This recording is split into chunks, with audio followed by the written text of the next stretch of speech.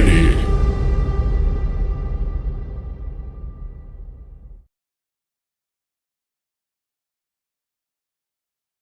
سی جگہ بہت سی چیونٹیاں رہتی تھیں۔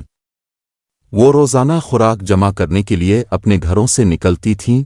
ان میں ایک ننھی چیونٹی بھی تھی جو ہر روز اپنی بوڑھی ماں کے ساتھ خوراک جمع کرنے جاتی تھی۔ ایک دن اس نے اپنی ماں سے کہا، اماں، اب بوڑھی ہو گئی ہیں، بیمار بھی رہتی ہے، اب آپ آرام کیجیے، کل سے خوراک جمع کرنے کے لیے میں اکیلی جاؤں گی۔ ماں نے کہا، بیٹی، تم نے ٹھیک کہا، لیکن خیال رکھنا برسات کے دن قریب ہے۔ بارش شروع ہونے سے پہلے ہمیں زیادہ سے زیادہ خوراک جمع کر لینی چاہیے۔ بارش میں باہر نکلنا بہت مشکل ہوتا ہے۔ اگلے دن ننھی چیونٹی دوسری چیونٹیوں کے ساتھ خوراک جمع کرنے نکلی۔ وہ بڑی چیونٹیوں کی طرح بڑے دانے نہیں الفاٹے سکتی تھی، صرف چھوٹے چھوٹے دانے لاتی تھی۔ اس دن وہ زیادہ خوراک جمع نہ کر سکی اور اداس ہو گئی۔ ننھی چیونٹی اپنی خالہ کے گھر پہنچی اور اپنی پریشانی بتائی۔ خالہ جان، بڑی چیونٹیاں تو بڑے دانے الفاٹے لیتی ہیں، لیکن میں بڑے دانے نہیں الفاٹے سکتی۔ برسات میں ہمارے لیے یہ مشکل ہو جائے گا۔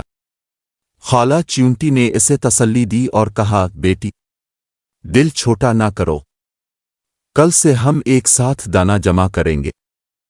تم میرے گھر میں چھوٹے دانے رکھ دینا اور میں بڑے دانے تمہارے گھر پہنچا دوں گی۔ ننھی چیونٹی خوش ہو گئی۔